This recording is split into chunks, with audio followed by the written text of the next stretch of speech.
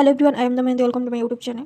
तो SSB syllabus wise आलोचना करा तो ए आलोचना करबा एसएसबी सिलेबस रही कोटि ब्रह्मांड सुंदरी। तो तार षष्ठ छंद आलोचना करबा। तो षष्ठ छंद वर्णना कर बसंत काल वर्णना, राजपुत्र वन विहार एवं कोटि ब्रह्मांड सुंदरी प्रसंग और श्रवण। राग हूँ बसंत।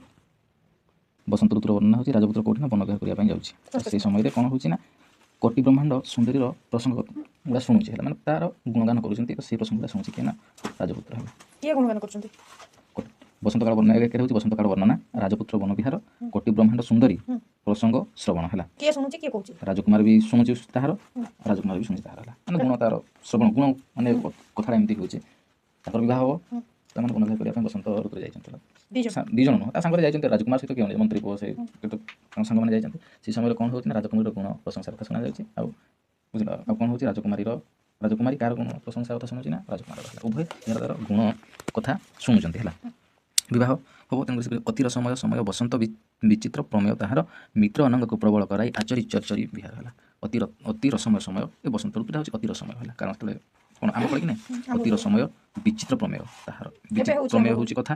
तो बसंत ऋतुर जो कथा मान कौन ना बड़ विचित्र बोली से कहते मित्र अनंग को प्रबल कराई आचरी चरचरी विहार। मित्र अनंग हूँ चंद्रप को से सांगरे उत्सव सामिल करके चरचरी है चरचरी कौन ना विहार उत्सव मातिया ताको कौच अर्थात बसंत ऋतुराज बसंत बोली कहुए कारण से सबकि फूल फल हो जाए है तो से कंदर्प को सांग कर किए ना बसंत ऋतु आगते आर हिला नागेश्वर को ऋतुराज पद से रज घेनिला चाहे प्रफुल्ल केशर को से कहूँ नागेश्वर हूँ गोटे फूलर ना कौन आगते प्रथम कौन आर हिला नागेश्वर हाथी को आरोहण करती है हाथी को आरोहण ऊपर चढ़ती ठीक से क्या प्रथम आकर्षण क्या करते ना नागेश्वर फूल को है ऋतुराज पदुं से रज घेनिला चाहे प्रफुल्ल केशर को ऋतुराज आगमन में कौन ना प्रथम से रज घेनिला रस घेनिला कौटू ना नागेश्वर है से फूल प्रथम कौन ना केशर है फूल फुटी प्रफुल्ल केशर को रुचिपत्र सूची आवरण मध्य साथी गुण घेनी पशिला नवपुष्पवती संगते आसी क्रीड़ा को प्रकाशिला से कहूँ कौन देनी कि अतिर समय समय हूँ बसंत काल तार विषय को सब विचित्र है बसंत तार मित्र अनंग हूँ कंदर्प तो प्रबल कराई सांगे घे नाना उत्सव से आरंभ कले दी जन ऋतुराज बसंत कौन नागेश्वर को प्रथम आरंभ नागेश्वर फूल प्रथम से समय फुटी है अर्थात हाथी उपर चढ़ला पर प्रथम से नागेश्वर उपर आरोहण कर नागेश्वर फूल रेणु फगु खेला है। तो से समय कौन हुए ना बसंत ऋतु में कौन फगु खेल अर्थात होली खेलटा आरंभ कला फूल नागेश्वर फूल से समय कौन कला कौन कर रुचिपत्र सूची आवरण मध्य साठी गुण घिनी पशिला नवपुष्पवती संगते आसी क्रीड़ा को प्रकाशिला है से सती स्त्री गुण घिनी किए ना केतकी फूल है रुचिपत्र हूँ केतकी कौन ना निजर सतीभाव को आपणे नेला है सती स्त्री गुण को नहीं सतीभाव को नहीं से फूल कौन कंठ मध्य लुचि रहा मुझे सती पर पुरुषों सहित फगु खेली ना बोली से लुचिक रहा नवपुष्पवती सांगरे अर्थात सेवती फूल सहित क्रीड़ा कला नवपुष्पवती किए ना ये सेवती फूल तार सहित रास क्रीड़ा कला कि ना बसंत ऋतु है मनोज अर्थात कंदर्प कुचित अगण में उदित कराई स्नेह श्रद्धार अबीर शीघ्र घिनी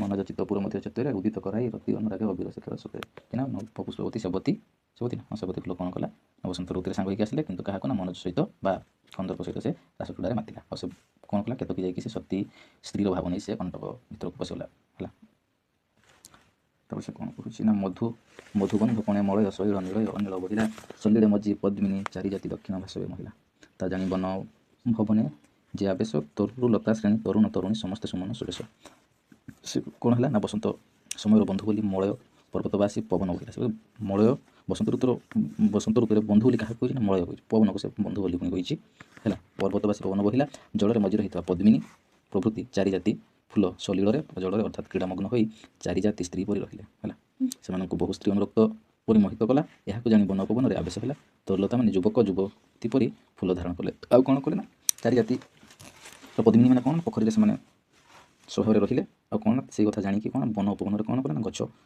वृक्ष युवत युवती मैंने कौन ना फूल धारण कले तरुलता श्रेणी तरुण तरुणी समस्त सुमन सुबेश फूल फूल परिपूर्ण हो उठिले सभा करवीर रसाल पुन्नाग उगमग्न से अभिलाषे सुनारी माधवी मल्लिका सेवती चंपा नाम सहे उल्लासे है से कौन कले ना कनियर आंब पुन्नाग गुआ प्रभृति जो गछ गुड़ा है करवीर कनियर रसाल हूँ आंब है पुन्नाग हूँ पुग हूँ गुआ युवा सब निजर सभार परिपूर्ण कले केमी तरुलता सब ଜଳରେ କ'ଣ ଚାରିଜାତିର ଫୁଲମାନେ ସେମାନେ ନିଜସ୍ୱ ଭାବରେ ରହିଲେ, ଜଙ୍ଗଲରେ ସବୁ ବିଭିନ୍ନ ଗଛ ସବୁ ଫୁଲ ଫଳ ପରିପୂର୍ଣ୍ଣ ହୋଇ ଉଠିଲେ। ସେ ତାହା ଦେଖି ମାନେ କନିଅର ଫୁଲ, ଆମ୍ବ ଗଛ, ପୁନାଗ, ଗୁଆ ପ୍ରଭୃତି ସେମାନେ ବି ନିଜର ସ୍ୱରୂପକୁ ପରିବର୍ଦ୍ଧିତ କରିଲେ ବା ସୁନ୍ଦର କଲେ ଫୁଲ ଫଳରେ। ଅଭିଳାଷରେ ସେମାନେ ମଗ୍ନ ରହିଲେ। ସୁନାରୀ, ମାଧବୀ, ମଲ୍ଲୀ, ସେବତୀ, ଚମ୍ପା ପ୍ରଭୃତି ଆଦି ଫୁଲମାନେ କ'ଣ କଲେ? ଉତ୍ତମ ନାରୀ ପରି ସେମାନଙ୍କ ସହ କ୍ରୀଡ଼ା କଲେ, ହେଲା, ଖେଳ ଖେଳିଲେ। ହେଲା, କାହା ସହିତ? ନା ସେଇ କନ୍ଦର୍ପ ଆଉ ବସନ୍ତ ଋତୁରେ। ହେଲା, ଏ ଭାବ ଦେଖି ବଉଳ ଆସି ସଙ୍ଗାତ ହେଲା। ଏଇ ଭାବ ଦେଖି ବଉଳ ଫୁଲ ମଧ୍ୟ ଆସିକି କ'ଣ ସଙ୍ଗାତ ବସିଲା। ସଙ୍ଗରେ ରହିଥିବା ଦାସୀ ପରି ଦାସ କେରେଣ୍ଟା ଏମାନଙ୍କ ସଙ୍ଗରେ ମିଶି ଉନ୍ନତ ଶୋଭା ପ୍ରକାଶ କଲା। ବଉଳ ସଙ୍ଗାତ ବସିଲା, ସହଚରୀ ଦାସୀ ଆସି ତହିଁ ମିଶି ଉନ୍ନତ ପ୍ରଭା ଦେଖାଇଲା। କଳି ନଳି କୋଷ ମୁଠା ସ୍ଫୁଟ କରି ପଲ୍ଲବ କର ପ୍ରଚାରିଲେ। ମକରନ୍ଦ ଗନ୍ଧ ପିଚିକା ପରାଗ ପୋଗ ବିରତେ ଖେଳିଲେ। ହେଲେ ଯା ଆରଦ୍ର ଶରୀରେ ଜଡ଼ିତ କଲେ ଖଞ୍ଜନ ରଞ୍ଜନ କ୍ଷଣକୁ କ୍ଷଣ ଚଞ୍ଚଳିତ। ସେ କ'ଣ କଲେ? ନା କାଳି ନଳି କୋଷ। ହେଲା, କଳି ହେଉଛି କଢ଼ି, ନୀଳକୋଷ ମାନେ ପିଚିକାରୀ, ପଲ୍ଲବର କରପତ୍ର, ମକରନ୍ଦ ହେଉଛି ଫୁଲମୃଦୁ, ଗନ୍ଧ ପିଚିକାରୀ ସୁଗନ୍ଧ, ଜଳପୂର୍ଣ୍ଣ ପିଚିକାରୀ ଯେଉଁ କଢ଼ି। ହେଲା, ନୀଳକୋଷ ହେଉଛି ପିଚିକାରୀ କଥା କୁହାଯାଉଛି, ଯେମିତି ହୋଲି ଖେଳରେ ସବୁ ପିଚିକାରୀ ମାରନ୍ତି ନାହିଁ। ପଲ୍ଲବ କର ହେଉଛି ପତ୍ର, ହାତ ରୂପକ ପତ୍ରରେ। ମକରନ୍ଦ ହେଉଛି ଫୁଲମଧୁ, ଗନ୍ଧ ପିଚିକା ସୁଗନ୍ଧ, ଜଳପୂର୍ଣ୍ଣ ପିଚିକାରୀ ମାରି। ପରାଗ ଫୁଲରୁ ମାତ୍ର ଭିଜା ଜଡ଼ିତ ଶୋଭାପୂର୍ଣ୍ଣ। ଖଞ୍ଜନ ହେଉଛି କଜଳପାତି। ହେଲା, ଚଢ଼େଇ। ସ୍ଫୁଟ ହେଉଛି ପ୍ରକାଶ ଦେଲା। ସେ କ'ଣ କଲେ? ନା ବୃକ୍ଷ ସବୁ କଢ଼ି ଧାରଣ କରିବାକୁ ଆରମ୍ଭ କଲା। ତାହା ସହିତ ପିଚିକାରୀ ନୀଳ ପରି ହେଲେ। ହେଲା, ଫୁଲ ପେନ୍ଥା ହାତ ମୁଠା ଦ୍ୱାରା ପତ୍ର ହାତରେ ସେଇ ପିଚିକାରୀ ଚଳାଇଲେ। ଫୁଲ ମଧୁର ସୁଗନ୍ଧ ଜଳ ଦେଇ ପିଚିକାରୀ ମାରିଲେ। ହେଲା, ଫୁଲ ରେଣୁକୁ ଅବିର କରି ଫଗୁ ଖେଳିଲେ। ପିଚିକାରୀ ପାଣିରେ ନାଲିବର୍ଣ୍ଣ ହୋଇ ସୁନା ଚୁଡ଼ି ନିଜର ହଳଦିଆ ରଙ୍ଗକୁ ହରାଇଲା ପ୍ରାୟ ଚମ୍ପା ବୃକ୍ଷମାନେ ଦେଖାଗଲେ। ହେଲା, ଫୁଲମାନେ ଖେଳ ଖେଳୁଛନ୍ତି ବସନ୍ତ ଋତୁରେ। ହେଲା, ହଳଦିଆ ଦେଖାଗଲେ ନା। ମତ ଭ୍ରମର ମାନେ ଅଣ୍ଟାହାର କିଙ୍କିଣୀ ପରି ଝଣଝଣ ଶବ୍ଦ କଲେ। ହେଲା, ଏତିକି ମାତ୍ର ବିବେଚନା କରିବା କଥା ଯେ ପିକର କୁହୁ କୁହୁ ଦାନ କାମରେ ଉନ୍ନତ ଲୋକରୁ ତହିଁ ହୁଁ ହୁଁ ଶବ୍ଦକୁ ମନେ ପକାଇଦେଲା। ସେ କହୁଛି ଯେ କଲେ ଖଞ୍ଜନ ରଞ୍ଜନ ଏ କ୍ଷଣକୁ କ୍ଷଣ ଚଞ୍ଚଳିତ। ବର୍ଣ୍ଣ ଅବ୍ୟକ୍ତର ହାରିତ କନକ କିଙ୍କଣ ନିଶନ ଦିଶିଲେ। ମତଭୃଙ୍ଗ ଶ୍ରେଣୀ ବାଜିନ କିଙ୍କିଣୀ ରଣ ପଦ ଘଷିଲେ। ମାତ୍ର ଏତିକି ରହିଲା ବିବେଚନା। ପିକ କୁହୁ କୁହୁ ଲୋକ ହୁଁ ହୁଁ କଲେ ଉଚ୍ଚବାଚ ପଦନ। କାମ ଭାବ ପ୍ରକାଶ କରେ କିଏ? ନା ପିକର ଯେଉଁ ଶବ୍ଦ। ହେଲା, କାମର ଉନ୍ନତ ସେ ମତଭ୍ରମର ମାନେ ଯେଉଁ ଭୁଁ ଭୁଁ ଯେଉଁ ଆସିଲେ ତ କିଣି ଯେଉଁ ଶବ୍ଦ, ସେଟା ବି ସେ କହୁଛନ୍ତି। ଆଉ କ'ଣ ହେଲା? ନା ପଳାଶ ଫୁଲର କଢ଼ି ପାଉଁଶିଆ ଦେଖାଗଲା, ଯେମିତି ସାଧୁମାନଙ୍କର ମୁଖ ବିଭୂତିରେ ବୋଳି ହୋଇ ଦିଶୁଥାଏ। ବିକାଶ ହଇଲେ କିଂଶୁକ ହେଉଛି କିଏ? ନା ପଳାଶ ଫୁଲ କାହା ପରି ଦେଖାଗଲେ? ବିଭୂତି। ସେ ଗୋଟେ ପାଣ୍ଡୁ ଦେଖାଯାଏନି ଫୁଲଟା, ତେଣୁକରି ସେ କିଂଶୁକ ପଳାଶ ଫୁଲକୁ ସାଧୁ ସହିତ ତୁଳନା କରିଛନ୍ତି। ଛୁରିକା କିରାତ କଷ୍ଟରାଙ୍ଗ ଉତ୍ଫୁଲ୍ଲିତ ପୁଲକ ଭଜିଲେ। ତା ଦେଖି ଦିନ ପୃଷ୍ଠ ଲଭିଲେ। ଉଡ଼ି ପଡ଼ିଲା ବିରାଜ ମାନରଜ ବସେ କେତେ ଅଙ୍କ ଶୋଭିଲେ। ସେ କହୁଛନ୍ତି କ'ଣ? ପଣସ ଫୁଲର କଢ଼ି ପାଉଁଶିଆ ଦେଖାଗଲା, ସେମିତି ସାଧୁମାନଙ୍କର ମୁଖ ବିଭୂତିରେ ବୋଳି ହୋଇଥାଏ ଦିଶୁଥାଏ। ଛୁରିଆନ ଫୁଲ କ'ଣ କଲା? ଶବର ସଦୃଶ କାଠ ପରି କ'ଣ ସେ ପୋଡ଼ି ରହିଲା। ଛୁରିଆନ ଫୁଲଟେ ପୋଡ଼ିକି ରହିଲା ଦିଶୁଥାଏ। କାଠ କଠୋର ହେଲେ ମଧ୍ୟ ଅଙ୍ଗରେ ରୋମାଞ୍ଚ ସୃଷ୍ଟି ହେଲା ଭଳି ସେଥିରୁ ଫୁଲ ଫୁଟିଲା। ଦିନ ଦୁଃଖୀ ମନରେ ଏହା ସନ୍ତୋଷ ଭାବ ସୃଷ୍ଟି କଲା। ଅନ୍ୟ ବୃକ୍ଷର ଫୁଲର ରେଣୁ ଉଡ଼ି ଆସି କେତକୀ ଫୁଲବିହୀନ ବୃକ୍ଷକୁ ମଧ୍ୟ ଶୋଭାଯୁକ୍ତ କଲା। ଅର୍ଥାତ୍ କେତକୀ ଫୁଲଟା ସେତେବେଳେ ଫୁଟେ ନାହିଁ, ତେଣୁକରି ଅନ୍ୟ ଗଛର ଫୁଲ ସବୁ ଉଡ଼ି ଆସିକି କେଉଁଠି ନା କେତକୀ ଫୁଲ ଗଛରେ ଯେତେବେଳେ ବାଡ଼େଇ ହେଇଛି ଲାଗି ରହିଛି, ସେତେବେଳେ ତାର ସେ କେତକୀ ଫୁଲର ଗଛରେ ମଧ୍ୟ ଶୋଭା ବଢ଼ି ଯାଇଛି ବୋଲି କହୁଛନ୍ତି। ହେଲା, ତା ଦେଖି ଦିନ ଦୁଃଖୀ ଲୋକମାନେ କ'ଣ ଆନନ୍ଦ ଉପଭୋଗ କଲେ। ଆଉ ଉଡ଼ି ପଡ଼ିଲା ବିରାଜମାନେ, ଏଠି କାହାକୁ ଦିନ ଦୁଃଖୀ ସହିତ ତୁଳନା କରାଯାଇଛି? ନା କେତକୀ ଫୁଲର ଗଛକୁ। ହେଲା, ନବମାଳିକା ଏକାବର୍ଣ୍ଣ ଭେଦ ଅଛି ମାତ୍ର। ବାମା ହୋଇ ବିପରୀତେ ବଲନ୍ତେ ବାସ ଆଶ୍ରୟ ନିରନ୍ତର। ମୁକୁଳବତୀ ଭାବେ ଯେଣୁ ଗୃହୀତ ଖେଳ ଉଦ୍ୟମରେ ଧବ ସମୀପରେ ଶୁକ୍ଳ ବାକ୍ୟ ଚାଟୁ ବିହିତ। ସେ କହୁଛନ୍ତି ନବମାଳିକା ମାଳିକା ହେଉଛି ନବମାଳିକା ହେଉଛି ଗୋଟେ ଫୁଲ କି ନାହିଁ? ନବମାଳିକା ଗୋଟିଏ ଏକାବର୍ଣ୍ଣ ଭେଦ ଅଛି ମାତ୍ର, ଗୋଟିଏ ଏ ବର୍ଣ୍ଣର ଭେଦ ଅଛି। କ'ଣ? ନା ନବମାଳିକା। ଏଠି କ'ଣ ହେଉଛି?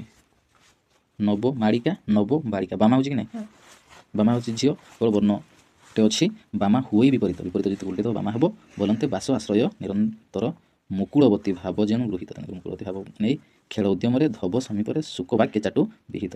ଶୁକ କଥା ଏଠି କହିଲେ ନବମାଳିକା ଆଉ ନବମାଳିକା। ହେଲା, ସେ ମଧ୍ୟରେ ଗୋଟିଏ ମାତ୍ର ବର୍ଣ୍ଣକୁ ନେଇ ପ୍ରଭେଦ ଦେଖାଯାଏ। ତାହା ହେଲା ନବମାଳିକା ଆଉ ନବମାଳିକା। ଠିକ୍ ଥିବାବେଳେ କେବଳ ପ୍ରଥମ ମା ଆଉ ଦ୍ୱିତୀୟ ବା ମା ହେଉଛି କି ନାହିଁ? ବାମା ମାନେ କ'ଣ? ଝିଅ। ତାକୁ ନବଯୁବତୀ ବୋଲି କୁହାଯାଉଛି। ସେମାନେ ସର୍ବଦା ବାସ ବା ବସ୍ତ୍ରକୁ ଆଶ୍ରୟ କରିଥାନ୍ତି। ନିଆଳି ଫୁଲ ନୂଆରେ ଫୁଟି ବାସ। ହେଲା, ସୁଗନ୍ଧ ଆଦରି ନେଲେ। କଢ଼ି କନ୍ୟା ଭଳି ଭାବ ଗ୍ରହଣ କଲା। ନିକଟବର୍ତ୍ତୀ ଧବ ବା ସ୍ୱାମୀକୁ ସହିତ ଖେଳିବାକୁ ଚାହିଁଲା। ବୃକ୍ଷରେ ବସି ଭାବୁଥିବା ଶୁଆର କଣ୍ଠରେ ଚାଟୁ ଶୁଣାଗଲା। ସେ କହୁଛି ଯେ ନବମାଳିକା ଯେଉଁ ଗୋଟେ ଫୁଲଟେ ନିଆଳି। ହେଲା, ନିଆଳି ଫୁଲ କ'ଣ କରୁଛି? ନା ନବବାମ ସହିତ ତୁଳନା କରାଯାଉଛି। ଗୋଟେ ଯେମିତି ନୂଆ ବାଳିକାଟିଏ ଯୁବତୀଟିଏ କ'ଣ ହୋଲି ଖେଳରେ ସେ ଯେମିତି ସ୍ୱାମୀକୁ ସେ ଖୋଜୁଛି, ଠିକ୍ ସେହିପରିକା ସେ ଭାବ ନେଇଛି କିଏ? ନା ନିଆଳି। ହେଲା, ନାରୀ ପୁରୁଷର ହୋଲି ଖେଳ ସହିତ ନିଆଳିର ଯେଉଁ ଭାବ ରହିଛି ସେଇଟା କିଏ ପ୍ରକାଶ କଲା?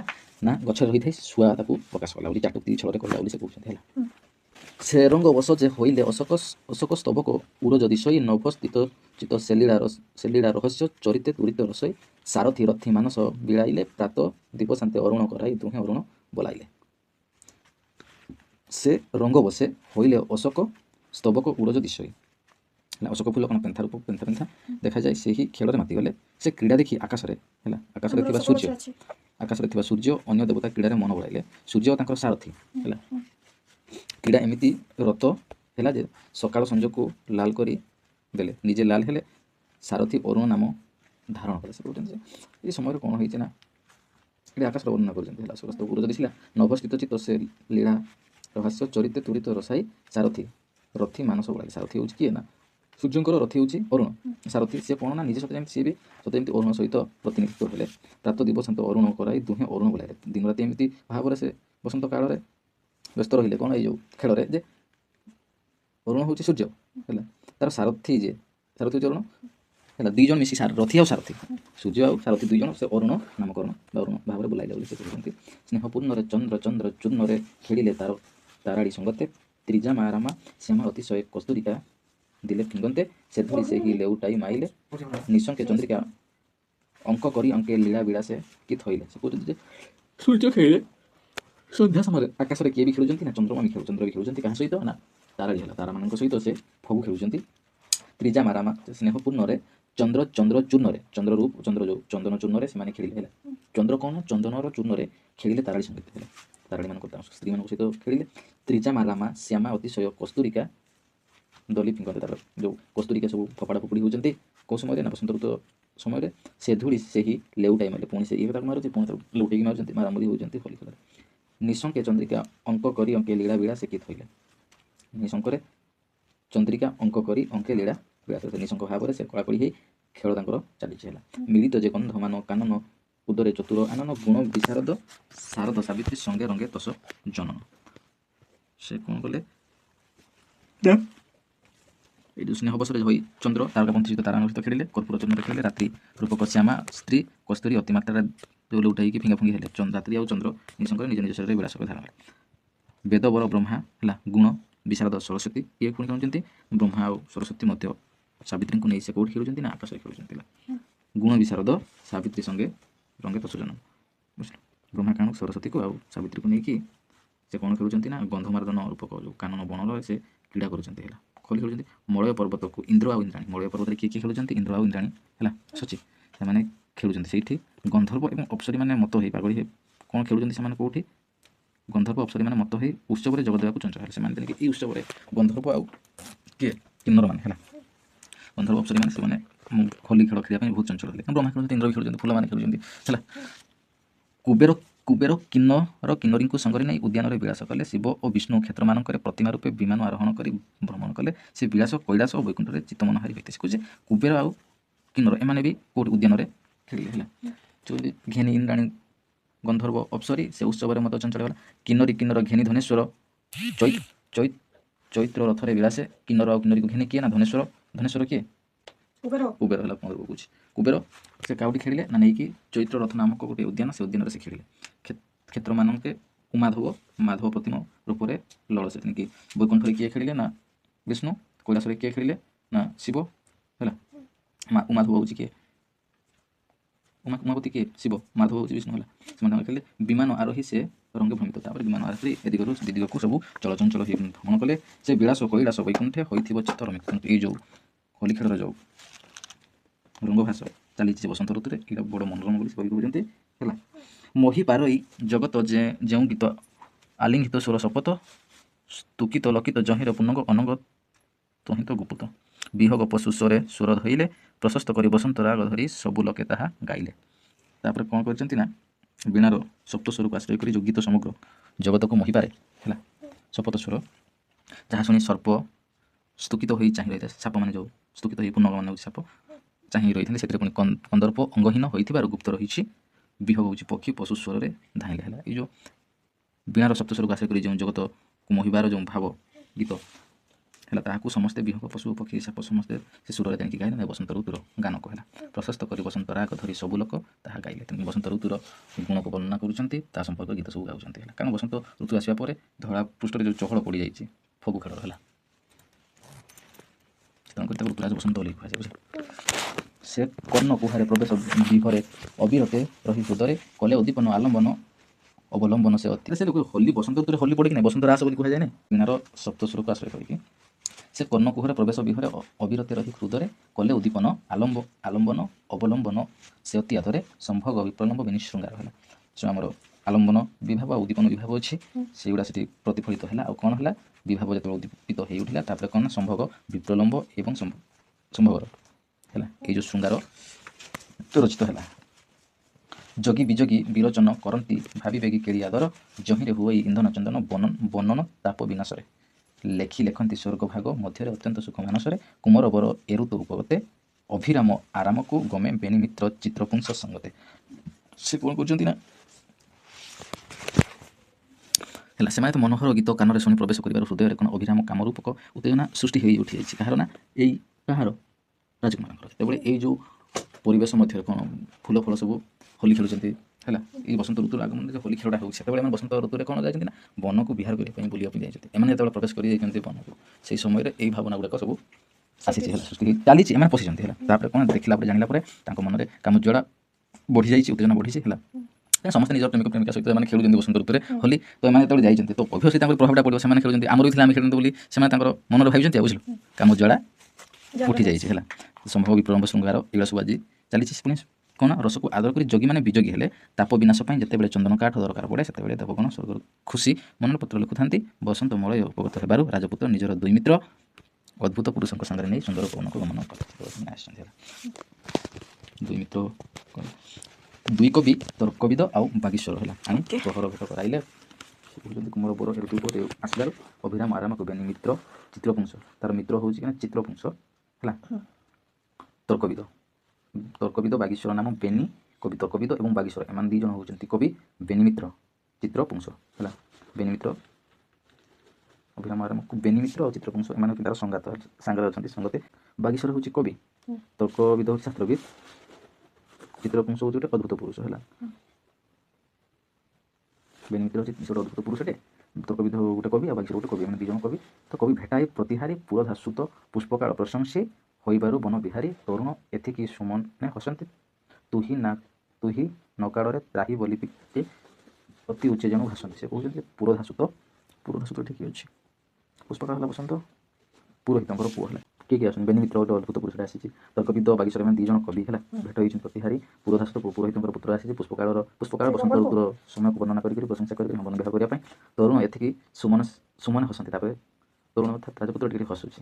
ତୁ ହୀନକାଳରେ ତ୍ରାହି ବୋଲି ଟିକେ ଅତି ଉଚ୍ଚେଜନ ଭାସନ୍ତି। ଏ ହୀନକାଳ ବୋଲି କାରଣ ହୀନକାଳ କହିବାର ତାତ୍ପର୍ଯ୍ୟ ହେଉଛି କବି ଯେହେତୁ ଏଠି ତାର ପ୍ରେମିକା ପାଖରେ ନାହିଁ ହେଲା, ତେଣୁକରି ବସନ୍ତ କାଳରେ ପ୍ରେମ ଜଳରେ ଜର୍ଜରିତ କରିବା ପାଇଁ ବିକବା କହିଲେ ପୁରା ଦେଉଛି ବୋଲି ସେ କହୁଛି।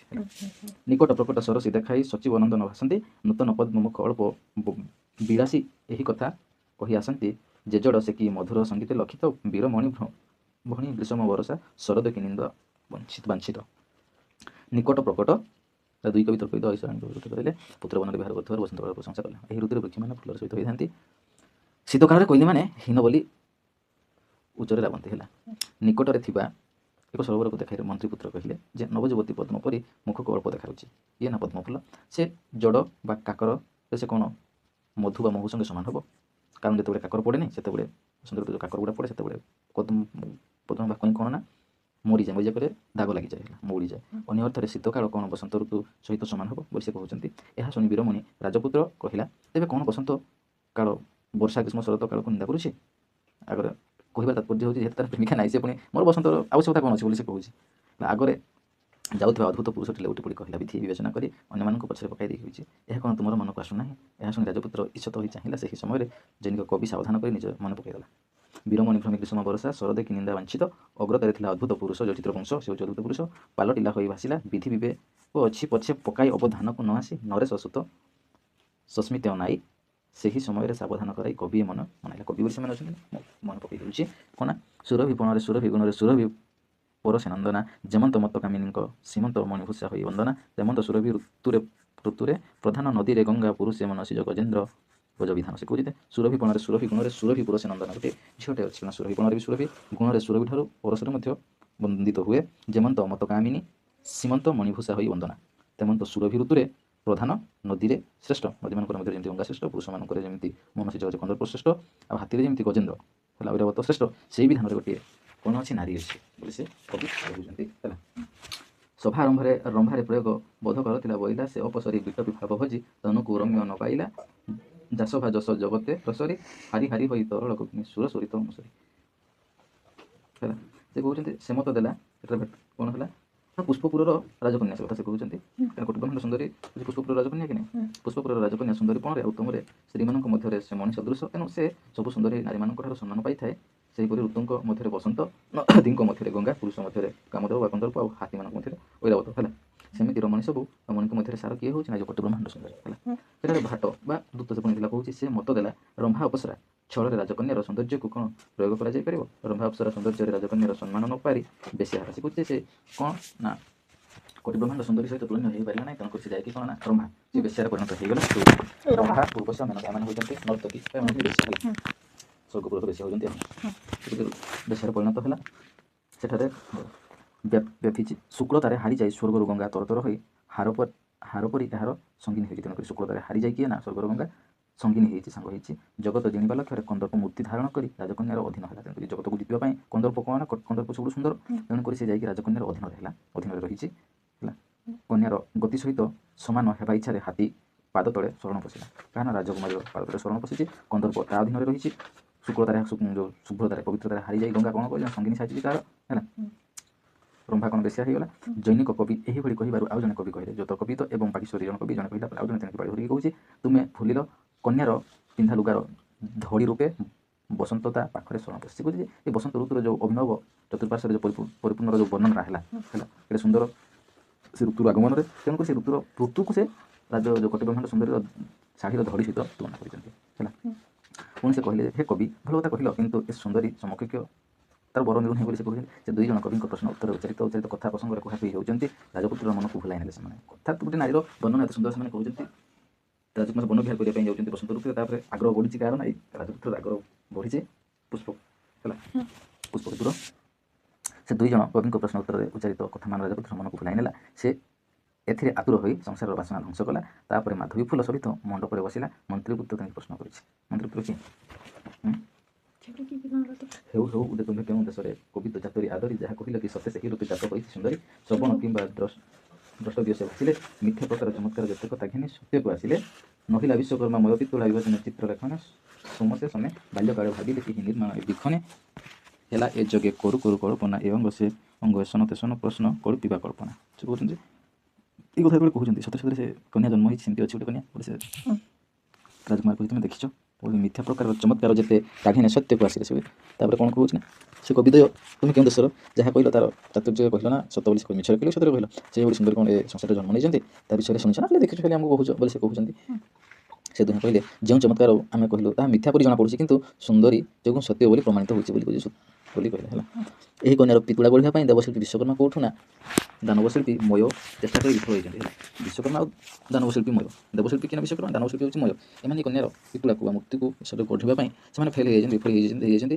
କନ୍ୟାର ଛବି ଆଙ୍କିବାକୁ ଚେଷ୍ଟା କରି ମଧ୍ୟ ପାରିଲେ ନାହିଁ। ସେମାନେ ଭାବିଲେ ବ୍ରହ୍ମା କିପରି ଏହାକୁ ଗଢ଼ିଲେ ଏମିତି ଗଢ଼ୁ ଗଢ଼ୁ ବୋଧେ ମୂର୍ତ୍ତି ହେଇଗଲା ଭାବି ଚିନ୍ତି ଗଢ଼ିବା ଏ ଅଙ୍ଗ ସେ ଅଙ୍ଗ କଳ୍ପନା କରିବା ବୋଧେ ସହଜ ନଥିଲା ବୋଲି ସେ କହୁଛନ୍ତି। ଯୌବନ ଏତେ ତାର ଅଧୀନ ହୋଇ ସଭାକୁ ବଢ଼ାଉଛି ଗୁରୁ ଶୁକ୍ର ଏବଂ ସରସ୍ୱତୀଙ୍କ ଅଜଣା ବାଟରେ କନ୍ୟାର ଯୌବନ କବିମାନଙ୍କୁ ବାଟ କଢ଼ାଇ ନେଉଛି।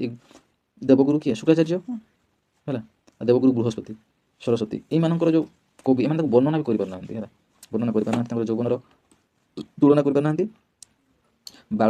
ବାଳାର ଜନ୍ମସ୍ଥାନରେ ଆମେ ବାସିନ୍ଦା ତା ଜାତକ ଜାଣୁ ସେ କହୁଛନ୍ତି ଆମେ ହେଉଛି ସେ ପାଖର ବାସିନ୍ଦା ତେଣୁ ଆମେ ତାର ଜାତକ ଜାଣୁ ତେଣୁ ତାର ବର୍ଣ୍ଣନା କରିବାକୁ ଆମର ଭରସା ହେଉଛି ଜାତକ ପକ୍ଷୀ ଥିବା ସ୍ଥାନରେ ମେଘ ସର୍ବଦା ବର୍ଷା କରିଥାଏ ହେଲା। ଶିବ କାଶୀ କ୍ଷେତ୍ରରେ ମନ୍ତ୍ରଦାତା ଆଉ ଗଲାନି କୁଆଡ଼େ ଯୌବନ ଏବେ ସେବନ କରି ତା ପ୍ରଭାମାନଙ୍କୁ ଯେ ବଢ଼ାଇ କବି ଭାରତୀ ଅଗୋଚର ମାର୍ଗରେ କବି ଭାରତୀକୁ କଢ଼ାଇ ଜାତକ ସ୍ଥାନୀ ଘେନି ଆମେ ଭରସା।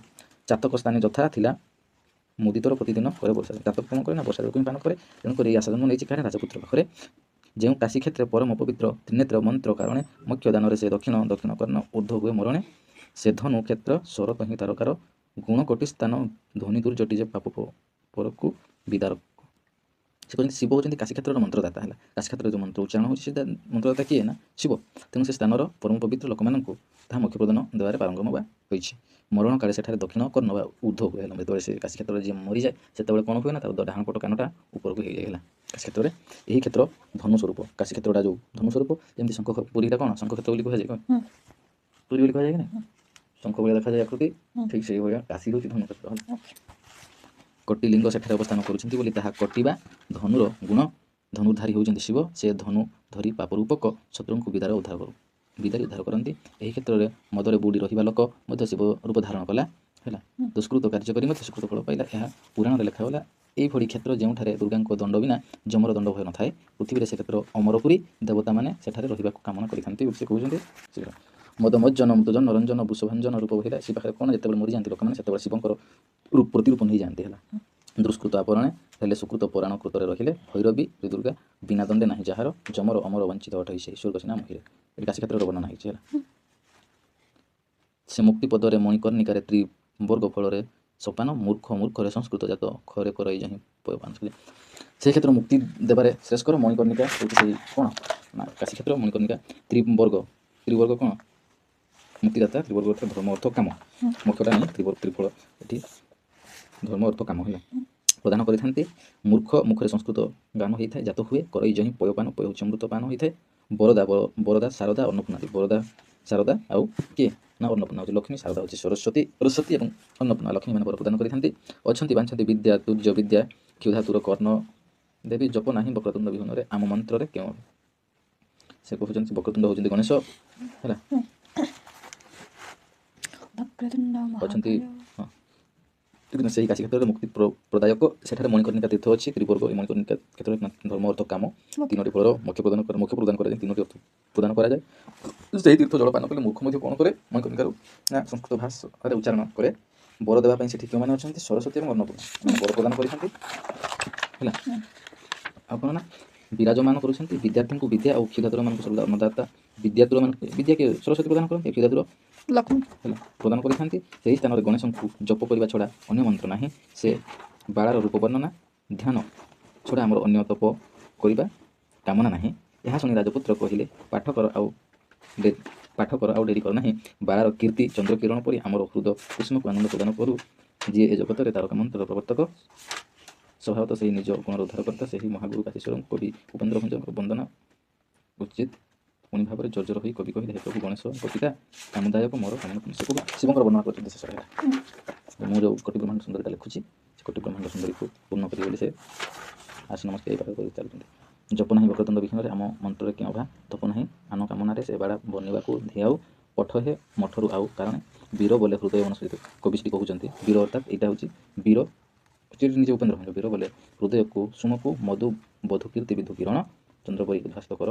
ଯେଉଁ ତାରକା ପ୍ରବର୍ତ୍ତନେ ଜଗତେ ଆଲୋକିତ ହୋଇ ଉଠିବ, ତାରକା ସୁଭାଷ ସହିତ ମହାଗୁରୁ ଭାବେ ସେ କାଶୀଶ୍ୱରଙ୍କୁ ବନ୍ଦନା କରେ। ମହାଗୁରୁ କାଶୀଶ୍ୱର ଶିବ ବନ୍ଦନା କରୁଛି ହଇଲା ନା କବି ଉପେନ୍ଦ୍ର ଭଞ୍ଜର କ'ଣ ତୁମେ ଜ୍ଞାନ ପ୍ରଣାମ ବୋଲି କହୁଛି। କାମଦାୟକ ମୋର ଯେଉଁ ମନରେ କାମନା ମନ ହେଇଛି ସେଇଟାକୁ ପରିପୂର୍ଣ୍ଣ ହେବ ଯେମିତି, ଭେ ବିନାୟକ ଗଣେଶଙ୍କର ବାପା ତୁମେ ଏହି ମୋର ମନର ମାନସିକତା ପୂର୍ଣ୍ଣ ହେଉ। ତେଣୁକରି କୋଟି ବ୍ରହ୍ମାଣ୍ଡ ସୁନ୍ଦରୀକୁ ଲେଖିବା ପାଇଁ ସେ ଲାଷ୍ଟ ସମୟରେ କ'ଣ କରିଛନ୍ତି।